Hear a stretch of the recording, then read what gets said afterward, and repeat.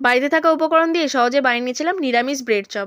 Bread chop বানানোর জন্য প্রথমে পাউরুটির সাইডগুলোকে এভাবে কেটে নিয়েছিলাম, নিয়ে মিক্সিতে গুঁড়ো করে নিয়েছিলাম। তারপরে হচ্ছে এখানে গাজর আলু সেদ্ধ করে রেখেছিলাম, তার মধ্যে দিয়েছিলাম ভাজা বাদাম, নুন, ধনে গুঁড়ো, জিরে গুঁড়ো, লঙ্কার গুঁড়ো, গোটা জিরে, গরম মশলার গুঁড়ো, এগুলোকে দিয়ে ভালো করে মাখিয়ে নিয়েছিলাম।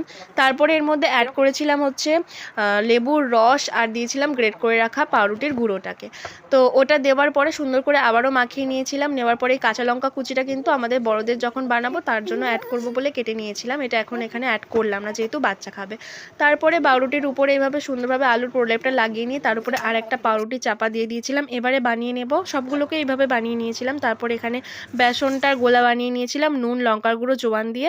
বেসনের মধ্যে ভালো করে পাউরুটিটাকে কোট করে গরম তেলের মধ্যে ছেড়ে দিয়েছিলাম, লাল করে এপিট ওপিট ভেজে নিয়ে এইভাবে তুলে নিয়েছিলাম। এবারে একটা স্যান্ডউইচের আকারে একটা শেপ দেবো বলে মাঝখান থেকে কাট লাগিয়ে নিয়েছিলাম, সস দিয়ে পরিবেশন করলাম, সত্যি দারুণ হয়েছিল।